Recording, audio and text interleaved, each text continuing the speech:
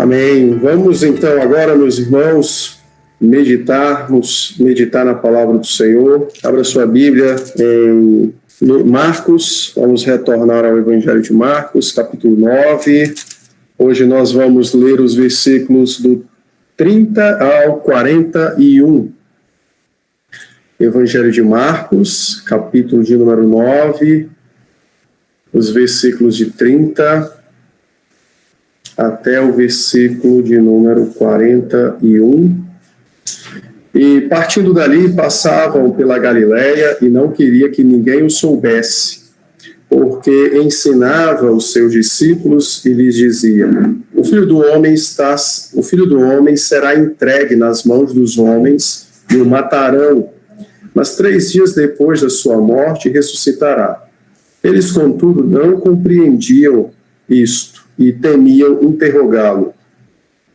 Tendo eles partido para Cafarnaum, estando ele em casa, interrogou os discípulos: de que é que discorrieis pelo caminho?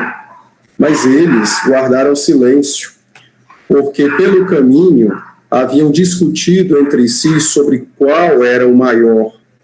E ele, assentando-se, chamou os discípulos e lhes disse: se alguém quer ser o primeiro, será o último e servo de todos. Trazendo uma criança, colocou-a no meio deles e, tomando-a nos braços, disse-lhes: qualquer que receber uma criança tal como esta em meu nome, a mim me recebe. E qualquer que a mim me receber, e qualquer que a mim me receber, não recebe a mim, mas ao que me enviou. Disse-lhes João: mestre, vimos um homem que em teu nome expelia demônios, o qual não nos segue, e nós lhe o proibimos, porque não seguia conosco. Mas Jesus respondeu: não lhe o proibais, porque ninguém há que faça milagre em meu nome, e logo a seguir possa falar mal de mim. Pois quem não é contra nós é por nós. Portanto, aquele que vos der de beber um copo de água fria, ou um copo de água, em meu nome, porque sois de Cristo, em verdade vos digo que de modo algum perderá o seu galardão. Vamos orar mais uma vez? Ó Deus, dá-nos tua bênção a fim de podermos ouvir sua voz mais uma vez, compreender as verdades bíblicas e, com a ação bendita do teu Santo Espírito, poder aplicá-las à nossa vida, à nossa alma. E assim, certamente, nossa fé será cada vez mais nutrida, nossa convicção de salvação será cada vez mais robusta, e o nosso testemunho nesse mundo, de fato, será como que uma coroa para o Evangelho, como um adorno ao Evangelho. Tão grande será a tua honra entre os homens, por causa da nossa vida de imitação do teu Santo Filho, o Senhor Jesus. Dá-nos tua bênção, então, essa é a nossa súplica, em Cristo Jesus, teu Filho, é que oramos. Amém. Meus irmãos, quero tratar nessa noite com vocês sobre esse texto, que é um texto muito interessante, por 2 razões. Ele é um texto que mescla humor, mas ao mesmo tempo ele é um texto que traz a decepção. Então, os dois podem ser encontrados aqui, né? Não um humor desproporcional, mas ao mesmo tempo você encontra algo que poderia ser traduzido sim por nós como humor e ao mesmo tempo um humor que revela decepção, né? Bom, por que eu digo isso? Porque Marcos registra para nós uma cena em que os discípulos acabaram de passar por um vexame, eles não puderam expelir o demônio, né, nos versículos anteriores, e então a multidão e os fariseus cercaram eles e começaram a apertá-los por conta da falta de poder naquela situação. O Senhor, então, desce do Monte da Transfiguração, o Senhor socorre os discípulos, nós já vimos isso, socorre aquela criança, aquele pai, enfim. Então, é uma cena muito inusitada, porque eles acabaram de passar por um vexame, e o texto, então, diz que, enquanto eles estavam caminhando, e Jesus os ensinando, né, dando prosseguimento ao treinamento deles como seus apóstolos, o texto então diz que eles estavam preocupados em estabelecer uma ordem hierárquica de poder e de autoridade entre eles. Quem era o maior entre eles? Então, isso mescla um pouco de humor e de decepção, porque eles acabaram de apanhar, mas já estão pleiteando algum tipo de grandeza, né? E isso é algo extremamente deprimente, que nos causa muita tristeza. Entretanto, a cena do texto de Marcos, ela é uma cena real da nossa vida, não é? Ela é uma cena que retrata a vida de cada um de nós, muitas vezes. Porque por muitas vezes nós deixamos ali o nosso momento, né, de fracassos, e eu tratei disso, né, das nossas falhas, seja como pai, seja como mãe, seja como marido, seja como filho, no trabalho, como patrão e etc. E imediatamente começamos a cultivar altivez, orgulho, desejos de grandeza, como se aquele fracasso anterior não tivesse nos ensinado nada, não tivesse servido para nada na nossa vida. Então, o que aconteceu com os apóstolos, infelizmente, também acontece conosco na igreja. Por diversas vezes, na igreja, nós pleiteamos sermos os maiores e os maiores entre o rebanho do Senhor, quando, na verdade, colecionamos uma série de fracassos na vida, né, que deveriam nos conduzir à humildade, nos conduzir à vida de oração, nos conduzir aos pés de Cristo, mas parece que nós esquecemos disso e a nossa mania de grandeza toma conta, né? Notem que o texto nos mostra que o Senhor Jesus estava falando sobre algo do futuro, né? Essa é a segunda vez que o Senhor prediz a sua morte, e eles não entenderam nada.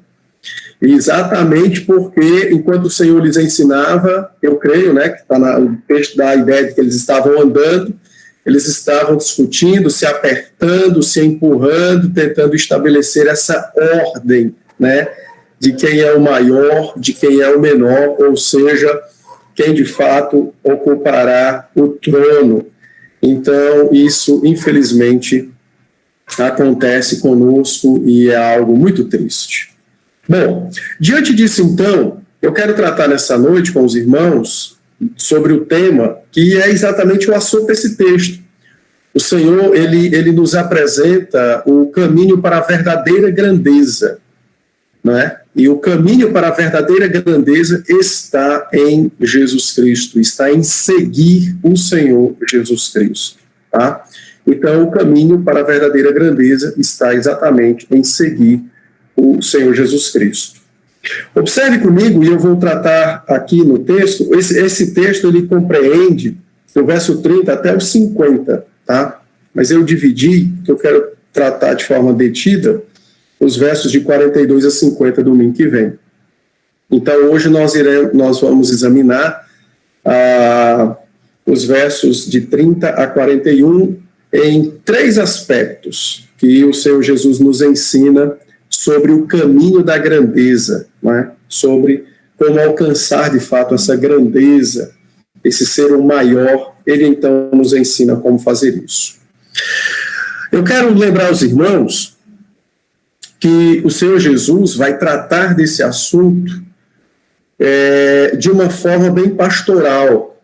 Às vezes, quando esse assunto surge, né, no meio da igreja, nas nossas vidas. Então, às vezes, ele não desperta em nós um coração para o aprender, mas automaticamente surge em nós um senso de defesa. Eu não sou assim. Então, eu quero que os irmãos olhem o texto meticulosamente comigo, a fim de podermos diagnosticar os momentos, né, as situações, aquilo que nós temos feito, que demonstra esse nosso desejo de querer ser grande, e logicamente tornar os outros menores, e como isso é prejudicial à comunhão, ao amor fraternal, à vida com Cristo, né? Então, vamos lá. Primeiro aspecto, né, desse caminho para a grandeza que é seguir o Senhor Jesus Cristo. Então, o primeiro aspecto está nos versos 31 e 32. Então, note que o Senhor Jesus diz o seguinte: eles andavam estavam partindo da Galileia, né, partindo de onde estavam, passando pela Galileia. Então, Jesus começou a ensinar dizendo que era necessário, né, o Filho do Homem será entregue nas mãos dos homens e o matarão, mas 3 dias depois da sua morte ressuscitará. Eles, contudo, não compreendiam isto e temiam interrogá-lo. Então, o primeiro aspecto, né, ou o primeiro elemento que compõe a pavimentação desse caminho para a grandeza, que é seguir o Senhor Jesus Cristo, é exatamente encontrado na obediência do Senhor Jesus Cristo ao seu Pai. Então, observem que Jesus, ele está anunciando algo extremamente penoso, doloroso, algo que, de fato, seria horrível só em considerar, né, que seria exatamente a sua crucificação, a sua morte, e ele sendo Deus, sendo justo, sendo Senhor.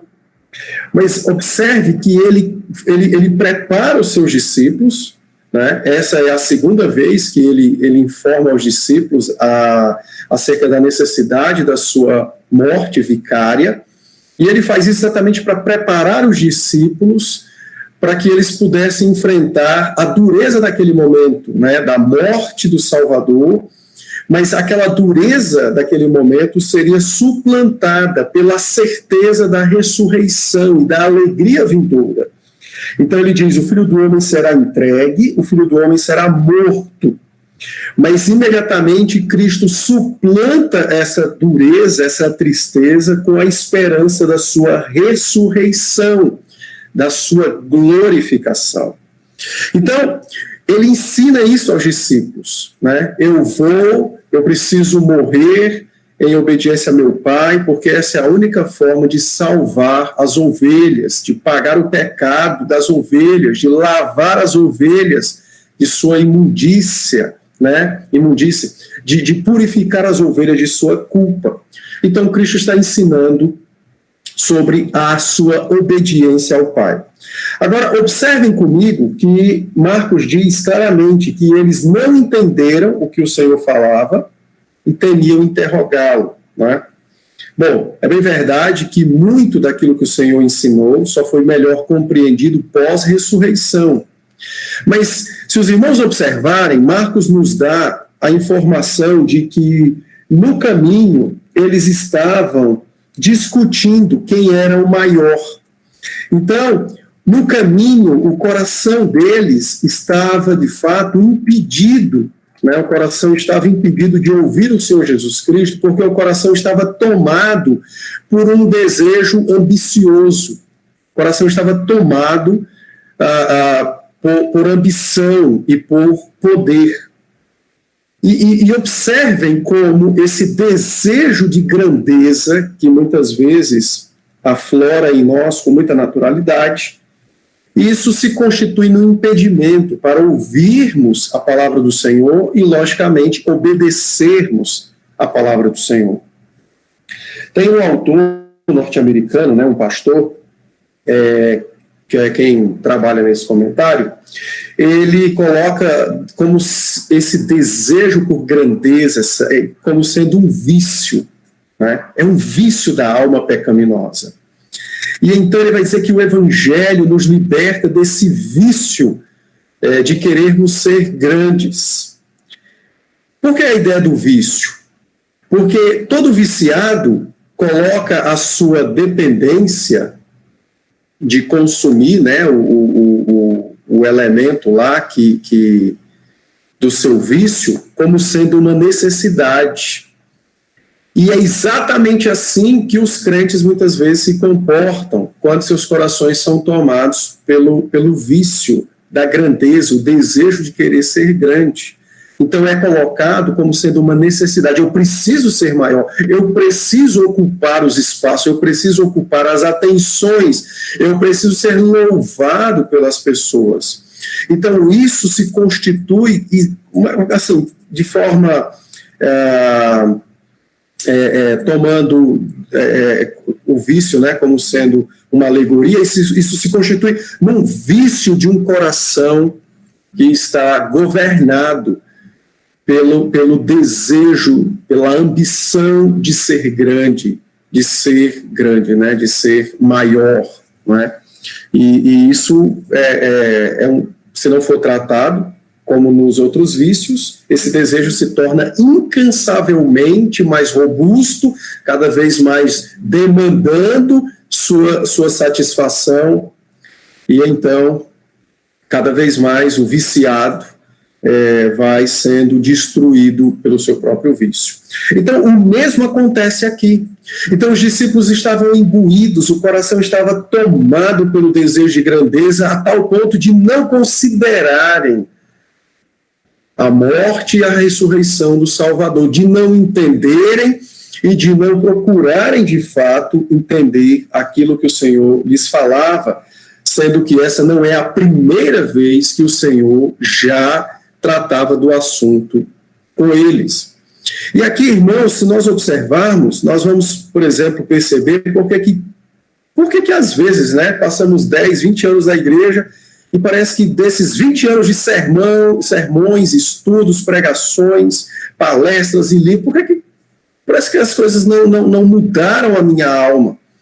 Então, não estou afirmando que mas pode ser que seja por conta de que os ouvidos estão tapados para a palavra do Senhor, ouve, mas não entende, está tapado, exatamente porque o coração está em busca de autossatisfação, ele está trabalhando para desesperadamente se realizar em um único desejo que ele tem como necessidade, que é de ser grande, de ocupar o maior posto entre os demais irmãos, o de ser adorado, louvado, engrandecido no meio da igreja, e então não consegue ouvir a palavra do Senhor.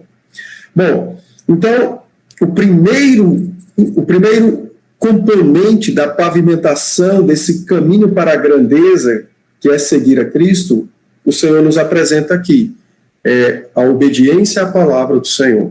Ele prepara os discípulos, dizendo a eles: eu sou Deus, mas eu me humilhei ao me encarnar, eu me humilhei ao sofrer por vocês, eu me humilharei ainda mais quando for tido como um culpado, como um malfeitor, eu me humilharei me entregando aos poderes da morte, eu me humilharei quando assumir o posto de um maldito aos olhos de meu Pai, quando pendurado for naquela cruz.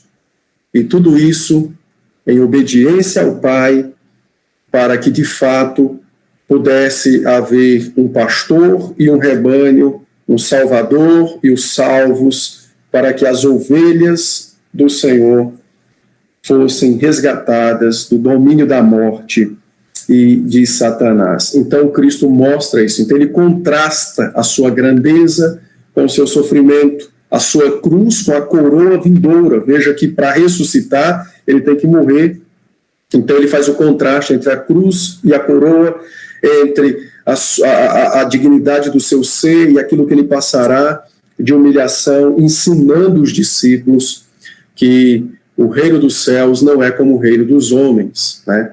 O reino dos céus não é como o reino dos homens. Portanto, a obediência ao Senhor é o primeiro elemento que pavimenta esse caminho para a verdadeira grandeza. Bom, então se você quer ser grande, você precisa buscar ser grande aos olhos de Deus e não aos olhos dos homens. O marido quer ser grande, então ele obedeça a palavra e trate a esposa dele como Cristo trata a igreja. A mulher quer ser grande, então seja submissa ao seu marido, respeitosa para com seu marido, assim como a igreja é submissa ao Senhor Jesus Cristo. Os filhos querem ser grandes, pois obedeçam a palavra e cumpram aquilo que o próprio Senhor Jesus Cristo, sendo Deus, mas na economia da Trindade, sendo Deus, mas na Trindade é filho, não é? Ele se sujeita ao seu Pai em todas as coisas. Se nós queremos ser grandes neste mundo, então só existe uma pessoa a quem devemos imitar, o Senhor Jesus Cristo. Não há outro que de fato nos conduza em segurança por um caminho que nos levará à verdadeira grandeza, a não ser o Senhor Jesus Cristo.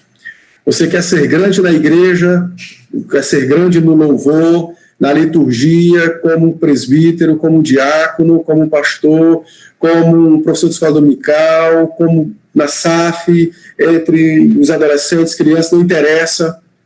Você precisa seguir o Senhor Jesus Cristo.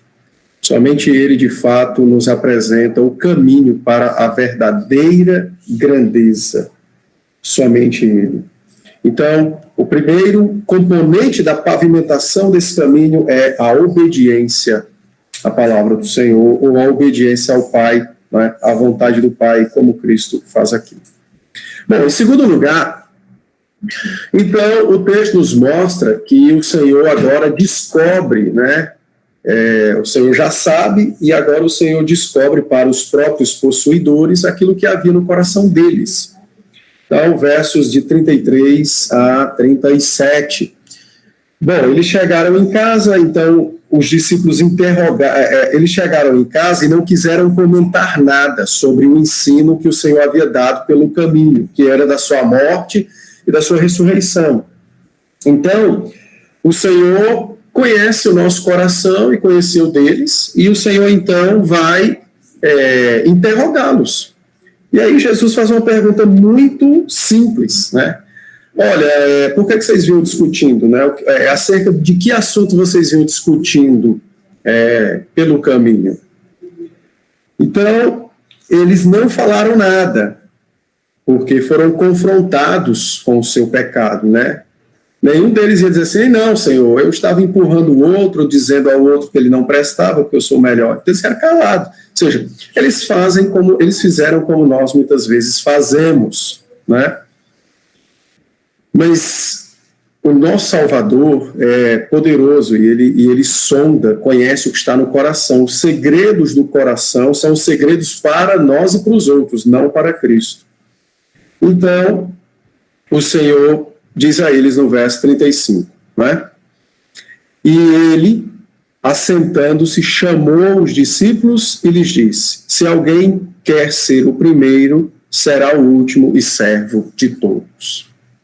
Então, o Senhor diz, olha, eu sei que vocês estavam discutindo sobre qual de vocês é o maior, e então eu vou tratar desse assunto agora com vocês. E aí, pastoralmente, Cristo se assenta, né, de forma terna, chama-os, manifestando sua compaixão, manifestando sua graça, descobre o segredo do coração deles, né, que era a ambição pelo poder, o desejo por ser maior do que os demais, e o Senhor agora começa a ensiná-los de forma mais própria sobre esse assunto, né? Notem que quando o Senhor fala sobre dar a sua vida, como nós já vimos, e essa é a segunda vez, porque a primeira vez ele já falou lá nesse mesmo evangelho, no capítulo 8, versículo 35, né? Agora o Senhor senta com eles e lembra a eles a necessidade de sofrer para a nossa salvação. Então, o Senhor resgata, né, na memória deles esse ensino. E quando Cristo faz isso, o Senhor começa a mostrar a eles que o desejo de ser grande nada mais é do que uma ambição profana, né? Nada mais é do que uma ambição pecaminosa. E é interessante porque o Senhor vai mostrar a eles que o desejo de ser grande dentro da igreja, no meio da igreja, é contrário ao que ele ensinou anteriormente, quando ele disse: se alguém quer ser meu discípulo, primeiro precisa negar a si mesmo, tomar uma cruz e então seguir-me. Então, ser grande dentro da igreja é diametralmente oposto ao negar, tomar a cruz e seguir.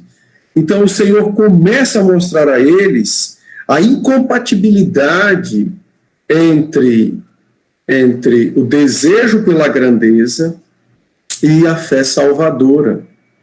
E Cristo faz isso dizendo a eles: se você quer ser grande, então seja o último e seja o servo de todos. Então ele está lembrando, lembrem-se, o verdadeiro salvo é aquele que nega a si próprio, toma uma cruz e segue-me. Mas o desejo, a compulsão por grandeza é oposta a isso, é oposta a essa fé, é oposta a essa fé. É oposta, por exemplo, ao próprio modelo de vida do Salvador enquanto esteve nessa terra.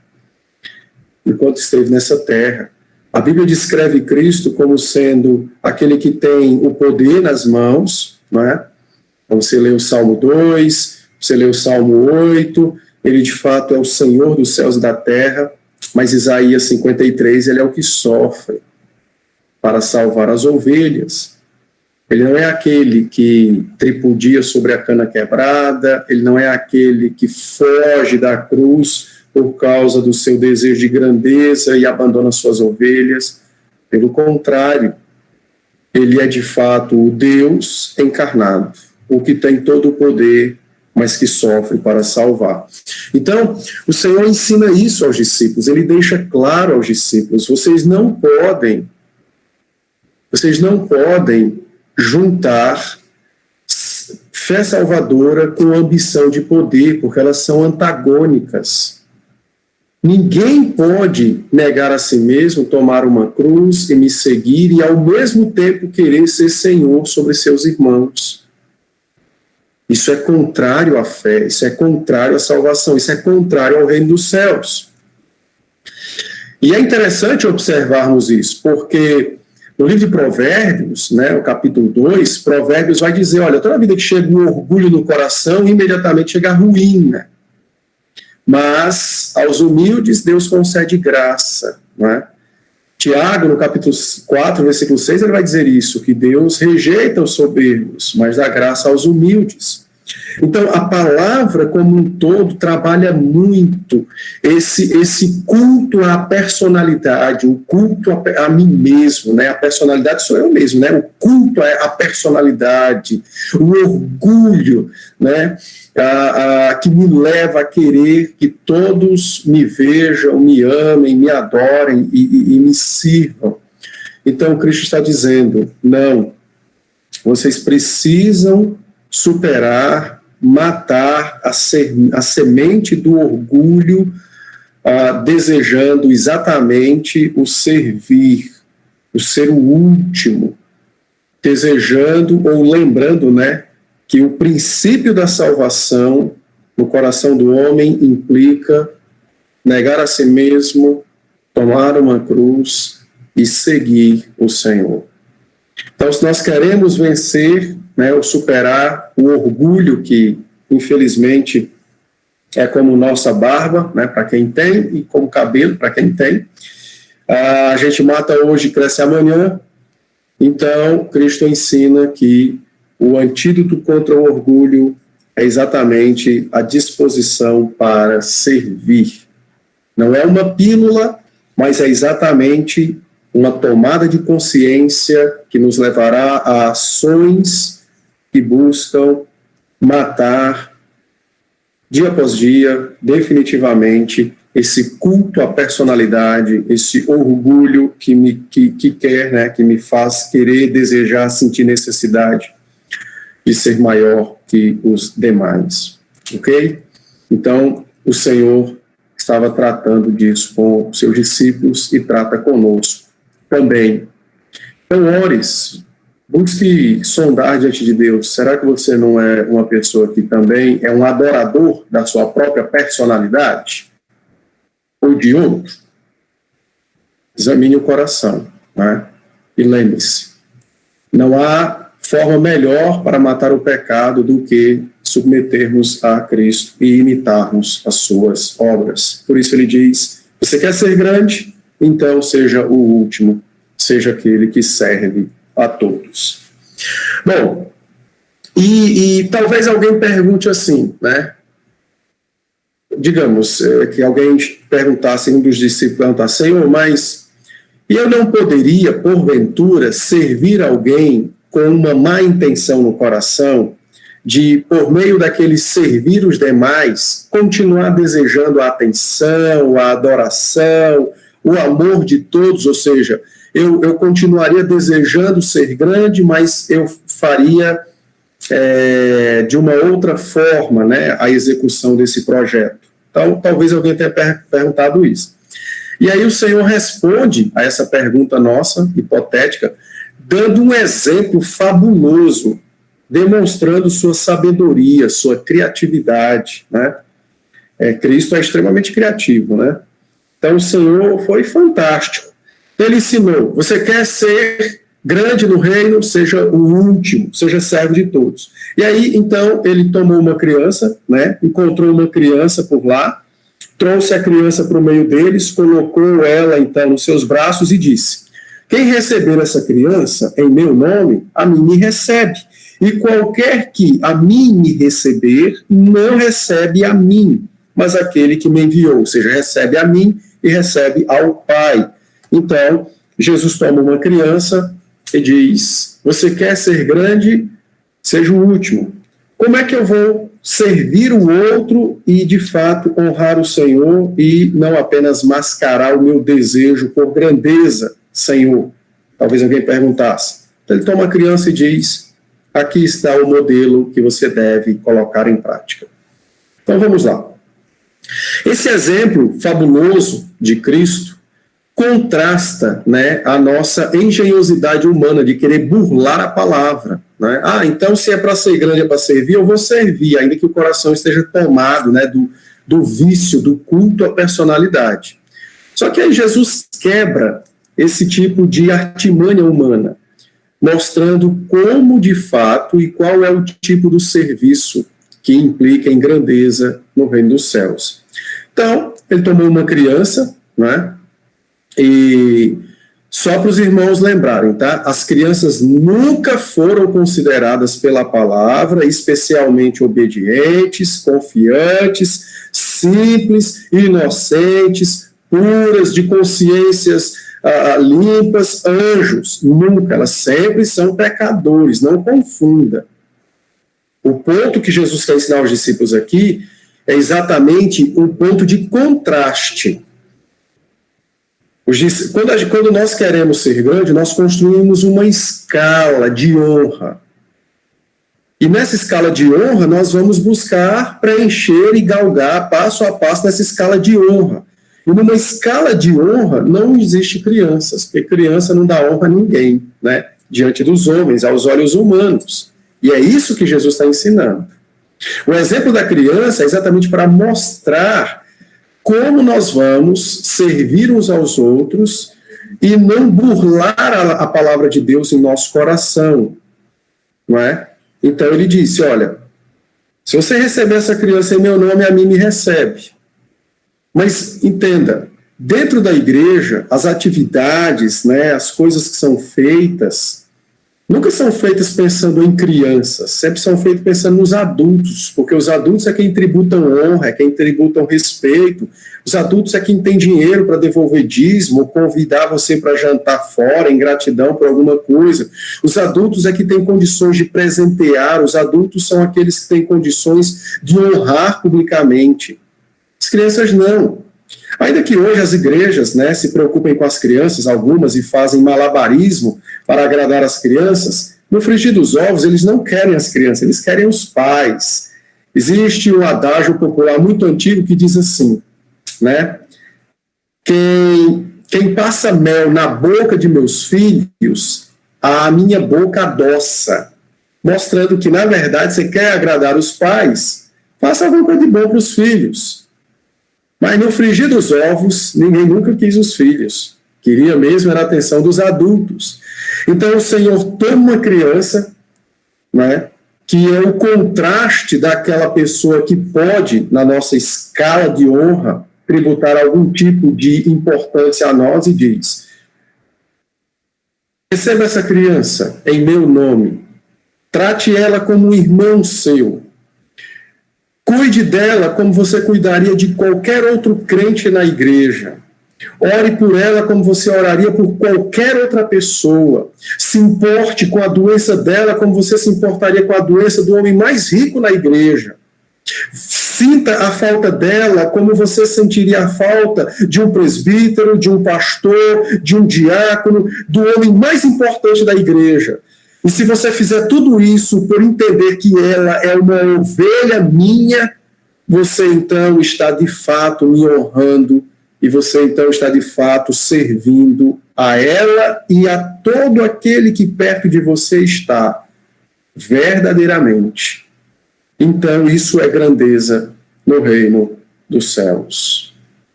Coisa incrível, né? Falta uma criança, na grande maioria nós não damos atenção para a falta de uma criança. Falta um adulto, damos atenção, né? Uma criança adoece, ixi, ninguém nem se lembra, dificilmente alguém se lembra de orar para uma criança que adoece, a não ser os pais ou quando eles pedem para alguém, né? Mas mesmo assim, aquela oração não é aquela oração recheada de importância, como se fosse o pastor, o presbítero, o diácono, o Jaime, que é juiz, eu estou usando aleatoriamente, né? O Jairo, que é funcionário público, ou seja, que traria, né, na minha concepção, algum tipo de ganho. Entende? Ó Deus, cuida da criança. Acabou. Mas um desses irmãos adoece, o Sidney e tal, Senhor, é um presbítero e tal, e a gente vai e visita e ora, e às vezes até faz aquela oração com a voz trêmula para dar a impressão de um poder sobrenatural. Aí a pessoa fica boa. Olha, meu pastor veio me visitar, orou poderosamente por mim, eu vou dar um peixe para ele, eu vou dar uma pizza, ou então... Não tem problema em agradecer e mutuamente nos presentearmos. Isso não é pecado. O pecado nem é naquele que dá, o pecado é exatamente para aquele que faz, desejando receber a honra. Aí uma criança adoece 5, 6 anos, 2 anos, e acabou. Estão entendendo? A lógica do exemplo que o Senhor toma para confrontar o nosso coração. Então, veja, entre as pessoas que sofrem na igreja, as crianças são os mais ignorados nessa escala de importância. E talvez, quando são lembrados, não são lembrados por eles como sendo ovelhas do Senhor Jesus Cristo, como sendo aqueles que podem ser alcançados pelo Espírito. Não. Quando na maioria das vezes são lembrados dos pais. Entendam, irmãos, não é pecado lembrar dos filhos por causa de amor e comunhão com os pais. Mas é muito tênue essa linha divisória em eu me preocupar, nesse caso, com uma criança, por causa dos pais, e não querer algum tipo de recompensa, né, de não desejar ser agradável aos olhos dos meus irmãos para me fazer senhor sobre eles. Enfim, O Senhor, então, tomou a criança, que no mundo antigo era muito, extremamente desprezada, né? De fato, é o Evangelho quem trata das crianças, não é? Em Israel, o povo da aliança era um povo que, de fato, tinha entendimento bíblico sobre os filhos, o resto do mundo tratava as crianças como animais, mas o Senhor toma a criança para confrontar o coração dos discípulos. Olha, na igreja vocês vão ter ovelhas importantes e ovelhas que não terão tanta importância. E o bom pastor é exatamente aquele que cuida de cada uma delas, esperando receber algum galardão de Cristo. De Cristo. Então, Cristo confronta os discípulos. Ele confronta os discípulos. E isso também deve nos confrontar. Sabe aquele irmãozinho, pobrezinho, que ninguém dá muita atenção? Será que a gente lembra de orar por ele? Né? Será que a gente lembra quando ele falta? Talvez não. Por quê? Porque isso, na minha escala de honra, ele ocupa talvez abaixo do zero, está no negativo. Então, eu não me importo com ele. Cristo está dizendo, você quer ser o maior no reino dos céus? Então, seja aquele que serve.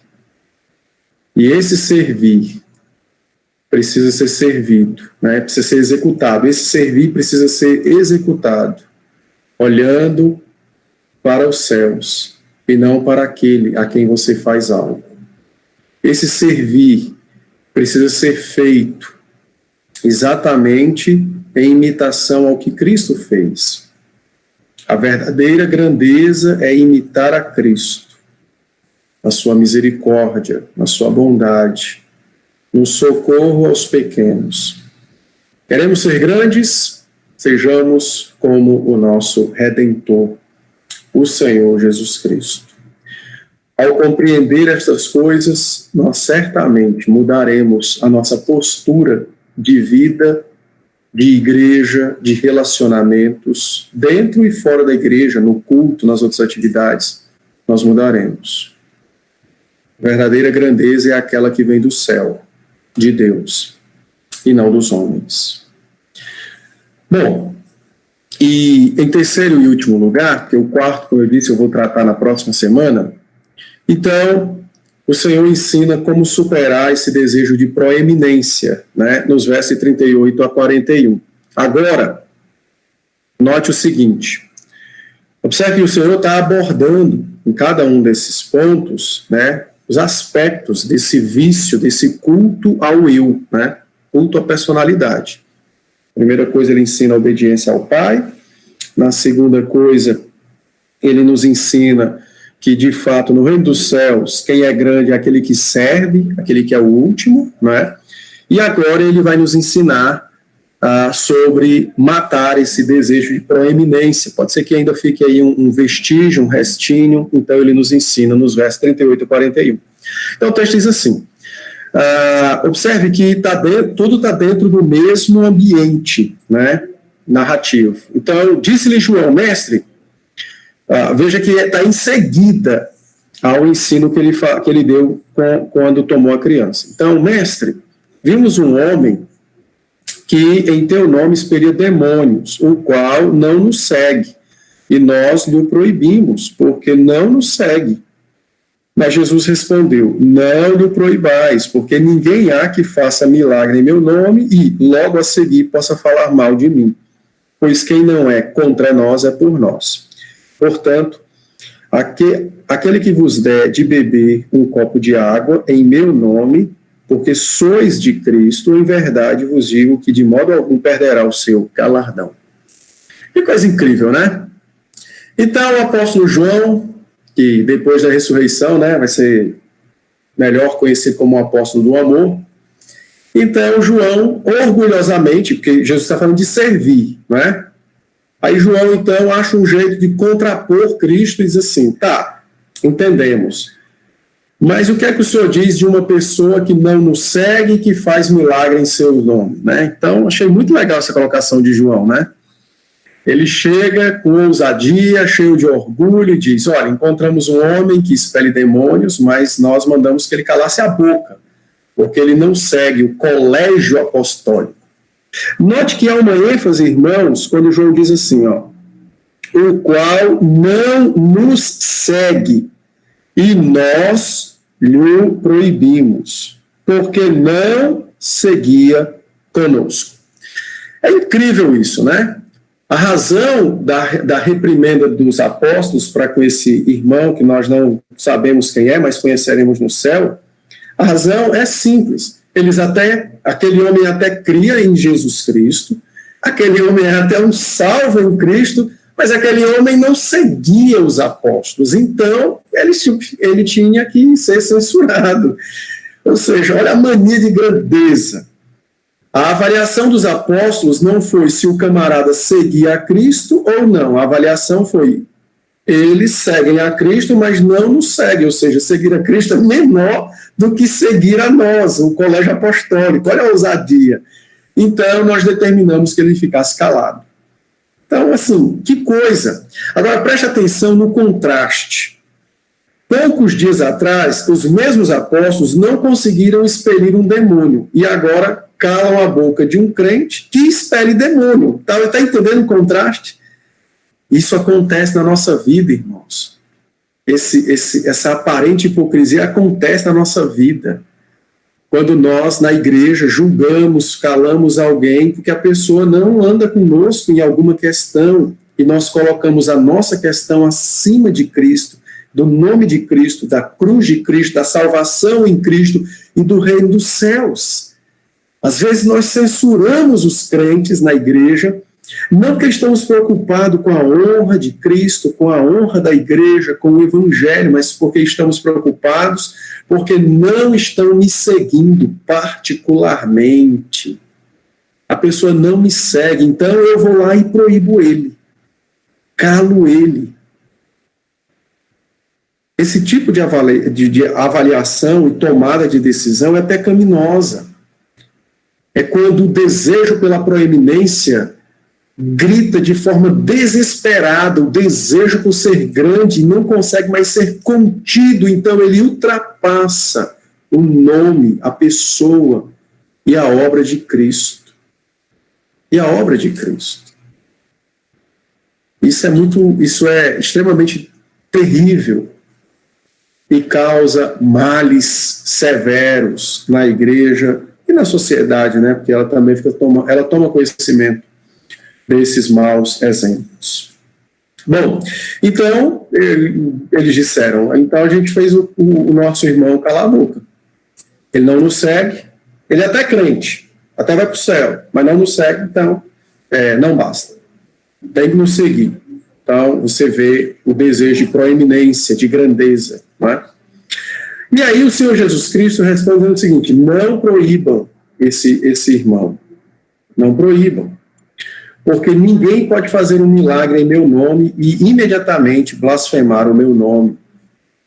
Ninguém pode operar em meu nome, senão pelo poder do Espírito de Deus, que é de fato a marca de um verdadeiro salvo.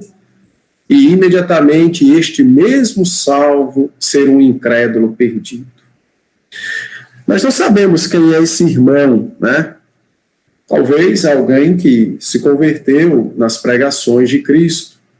Alguns acreditam que seja um discípulo de João Batista, né? Que se arrependeu, conheceu o Senhor e era um crente que andava, né? De forma independente, no sentido dos apóstolos, a quem Deus capacitou pelo seu Espírito a expelir demônios. Mas Jesus diz: quem não é contra nós é por nós. E essa resposta é fantástica. Jesus coloca os apóstolos no lugar deles. Sabe quando a gente pega no braço da criança e senta aqui, filho, e não saia daí? Então Cristo pastoralmente coloca os discípulos no lugar deles. Fantástica a resposta de Cristo. Jesus disse o seguinte para eles: olha, não está liberado para que se faça como você quer que as pessoas façam. Não, eu nunca dei essa autoridade a vocês. O homem crê, crê. Crê em mim, crê. Operou um milagre, sim. No poder do Espírito, sim. Quem são vocês para ditar a ele, a norma do que podem ou não podem, do que pode ou não pode fazer? Então, Jesus coloca eles no lugar deles. Jesus diz, vocês não estão ainda no posto da liderança para fazer o que quer ou com quem quer.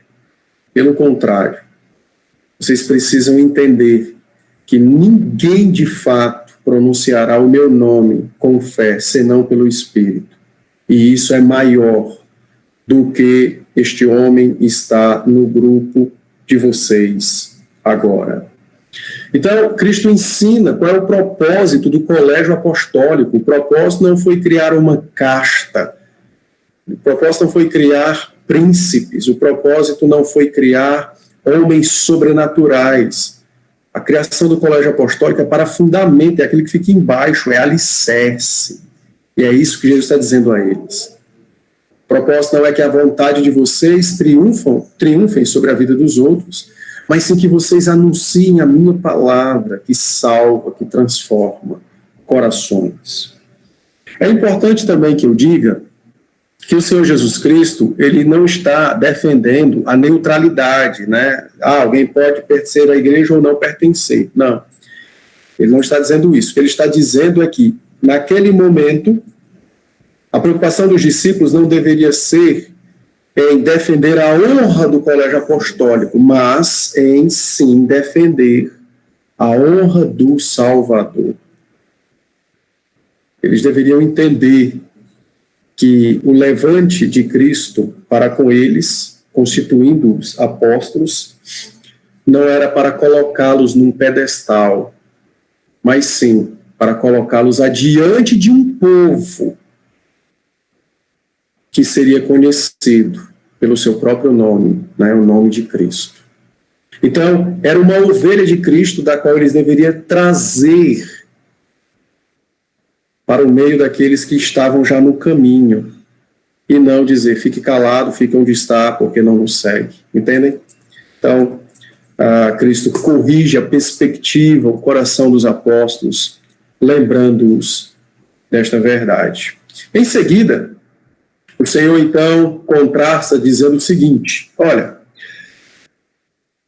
aquele que vos der de beber um copo de água fria, ou um copo de água, eu estou com água fria, eu não sei por que razão, mas eu acho que tem, em algum dos outros evangelhos, tem essa expressão, um copo de água fria. Não tem em Marcos, mas como os textos, eles são, em alguns momentos, eles se repetem nos evangelhos, né?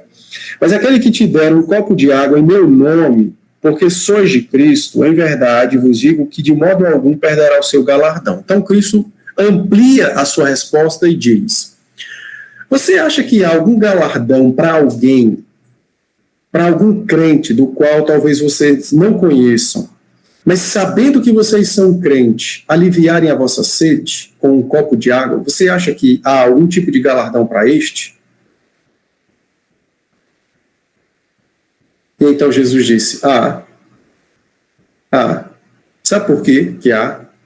Porque ele está dando um copo de água para alguém que me pertence. E ele faz isso exatamente porque ele também me pertence. Ou seja, tanto que dá água quanto que bebe da água dada. São ovelhas que pertencem ao mesmo pastor.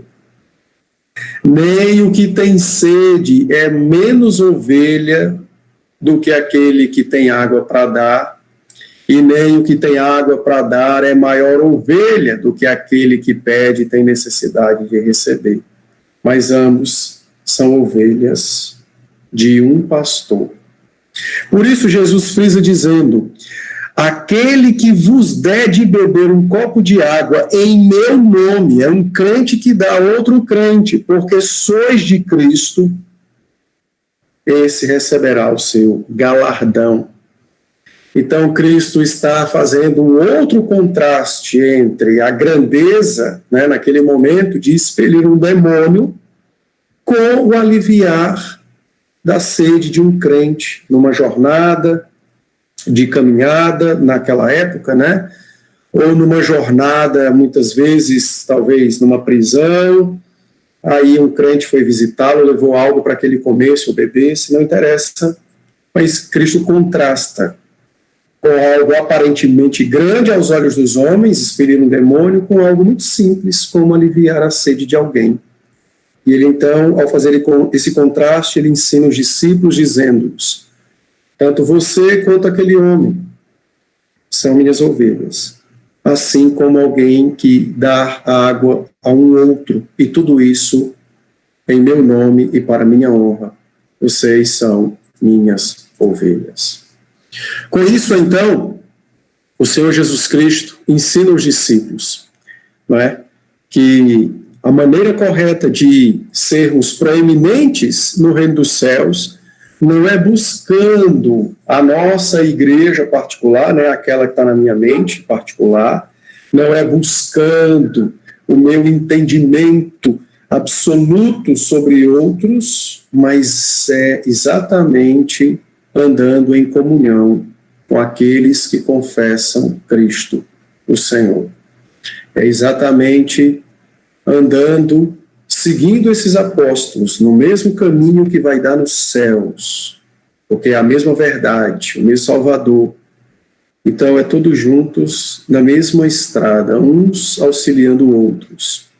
E o que auxilia é maior do que o que recebe o auxílio. O que socorre é maior do que o que é socorrido.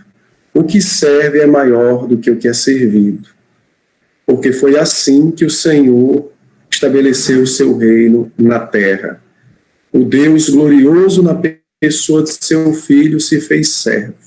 Nasceu debaixo de lei, morreu numa cruz, para que os pecadores, como nós, os inimigos de Deus, fossem reconciliados com Deus. Os que estavam mortos em pecados fossem ressuscitados. Os que estavam perdidos nas garras e domínio de Satanás fossem encontrados no reino de graça, no reino de amor de Jesus Cristo. Por que Cristo é grande? Porque ele morreu por nós. É mais ou menos essa a lógica do que Cristo quer ensinar aos seus discípulos e a mim e a você também. E eu concluo dizendo o seguinte: não é pecado querermos sermos reconhecidos ou grande na igreja. Não. O pecado é quando você quer ser grande na igreja conforme o mundo. Aí é pecado, porque no mundo o grande é o que domina, nunca é o que serve. No mundo o grande é o que tem poder sobre outros, nunca o que auxilia. No mundo o grande é aquele que, de algum modo, se usufrui da força do trabalho dos outros. Mas no reino dos céus é diferente. O grande é aquele que nega a si mesmo, toma a sua cruz, que talvez seja inclusive até a dor do outro, e segue a Cristo.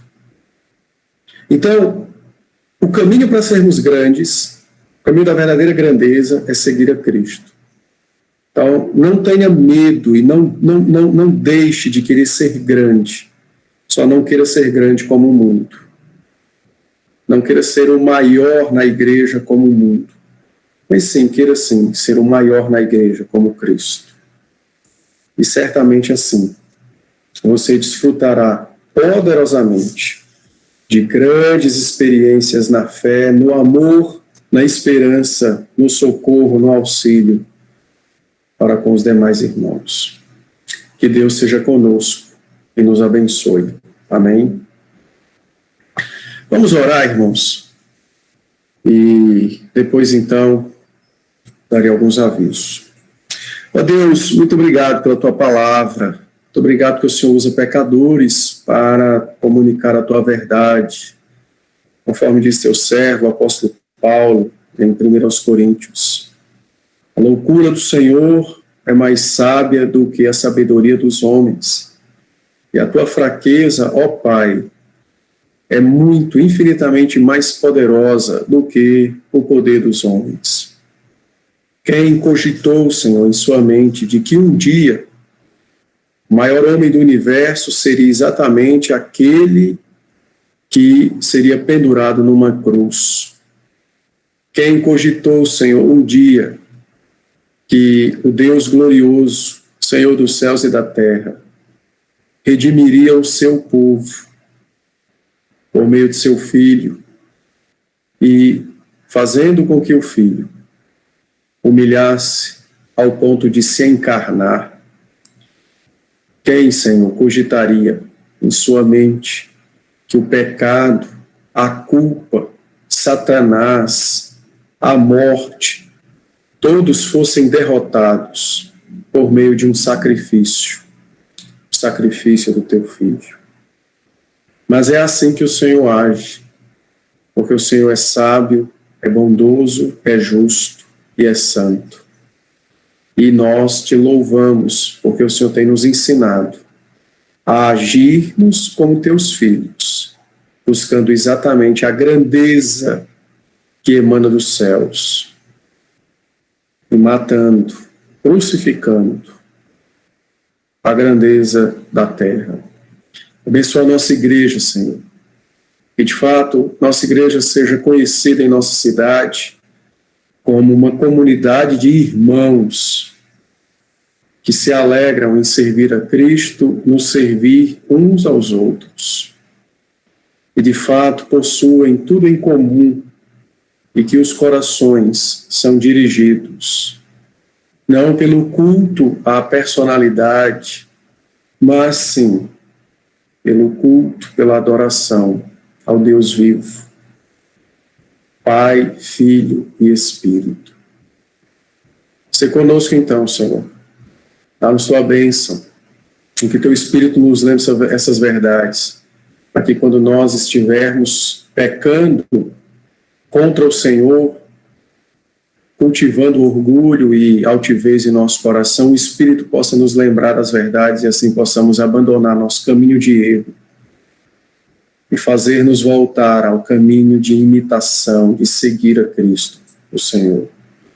Abençoa, ó Deus, as nossas famílias, os maridos, as esposas, os filhos. Ajuda-nos a servir um ao outro em casa, em testemunho daquilo que é feito na igreja, no culto, bem como também das outras atividades da igreja.